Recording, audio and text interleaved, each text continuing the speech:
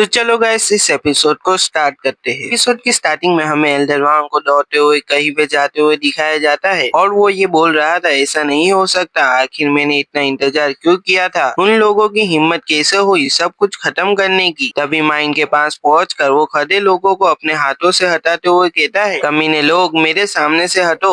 Elder वांग सामने देखता है तो वहाँ माइन पूरी तरह बंद हो चुकी थी। यह देखकर वो अपना सर पकड़कर नीचे बैठते हुए कहता है, ज़िकिंग तुम्हें मेरे हाथों से मरना था। यह कहकर वो आसमान की तरफ देखकर चिल्लाने लगता है। फिर हमें माइन के अंदर का सीन दिखाया जाता है जहाँ वे लोग आपस में बात करते हुए कहते हैं, कैसे हुआ, उन लोगों ने माइन को बंद क्यों किया है, उन्होंने ये जानबूझकर किया है, लेकिन क्यों। अभी दूसरा आदमी कहता है, मैं अभी मरना नहीं चाहता। तभी हमें दो आदमियों को दिखाया जाता है जिनमें से पीले कपड़े वाला आदमी कहता है, ये वो जगह है जहाँ सारे पॉइजन सेक्ट पॉइजन की खोज करते हैं एक साथ। इसका मतलब ये है कि कोई भी सेक्ट अकेले ऐसा करने का निर्णय नहीं ले सकता। तभी दूसरे वाला आदमी कहता है, तुम्हारा मतलब ये है कि सारे पॉइजन क्लैन इस बात से सहमत थे। तभी ज़िकिंग अपने मन में कहता है, तो ये एक जाल था, लेकिन सिर्फ मुझे पकड़ने के लिए ऐसा कुछ करना, इस बात का कोई मतलब नहीं है, जरूर कोई और बात है, ये सब उसकी वजह से हो रहा है। अभी वहाँ के लोग कहते हैं, अब हमें क्या करना चाहिए, हम बाहर से कोई मदद मिलेगी इस बात की भी उम्मीद नहीं रख सकते। तभी ज़िकिंग कहता है, भले ही प्रवेश द्वार को बंद कर दिया गया है, लेकिन हमारे पास ताकत और औजार है, अगर हम सब मिलकर काम करते हैं तो शायद हमें बचने का कोई रास्ता मिल सकता है। तभी वहाँ के लोग ज़िकिंग की तरफ देखने लगते हैं। तभी एक बूढ़ा आदमी चिल्लाते हुए कहता है, चलो तो हम ये साथ में करेंगे, जब ये लड़के ने हार नहीं मानी है तो हम हार कैसे मान सकते हैं। भले ही मैं एक बूढ़ा हूँ, लेकिन मुझसे बाहर निकलने के लिए जो कुछ होगा मैं वो जरूर करूँगा। वे लोग भी इस बात को मान लेते हैं और कहते हैं, मौत का इंतजार करने से ये तो अच्छा ही है। तभी वो लोग औजारों को इकट्ठा करने लगते हैं, लेकिन रियलिटी हमारी सोच से भी ज्यादा कठिन होती है। बिना खाए और कम रोशनी में एक रास्ता खोजना बहुत ही कठिन होता है। अभी हमें वहाँ पर एक आदमी को दिखाया जाता है जो बहुत ही ज्यादा थक चुका था और दूसरे लोग भी अब धीमे पड़ चुके थे। सभी लोग थक के एक कोने में बैठ जाते हैं और वो लोग बहुत ही ज्यादा ही भूखे थे। तभी हमें ज़िकिंग को दिखाया जाता है जो मसाल लेकर वही गुफा में अंदर चल रहा होता है और अपने मन में कहता है, हम बहुत तेजी से रास्ता खोद रहे हैं, ऐसा ही चलता रहा तो हम बाहर निकलने से पहले ही मर जाएंगे, क्या यहाँ कोई दूसरा रास्ता नहीं है। तभी ज़िकिंग एक कोने में देखता है तो उसे कोने में एक गड्ढा दिखाई देता है। तभी ज़िकिंग उस गड्ढे की दूसरी साइड जाता है तो वो देखता है कि गड्ढे की दूसरी साइड तो एक झील है। तो वो उस झील के पानी को पीकर देखने लगता है। जैसे ही वो पानी को पीता है तो वैसे ही पानी को थूक देता है और कहता है, इस पानी में तो पॉइजन है, लेकिन क्यों। तभी वो उन लोगों की बातों को याद करता है, वो लोग कह रहे थे कि पॉइजन से एक साथ मिलकर यहाँ से पॉइजन को निकालते हैं, तो इस वजह से ये पानी में भी पॉइजन मिल चुका है। तभी ये सीन शिफ्ट होता है और हमें दिखाया जाता है कि कोई पत्थर को लेकर किसी चीज पर मार रहा होता है, ये ज़िकिंग ही होता है। तभी कोई कहता है, ग्रुप 1 को ग्रुप 3 से एक्सचेंज करो,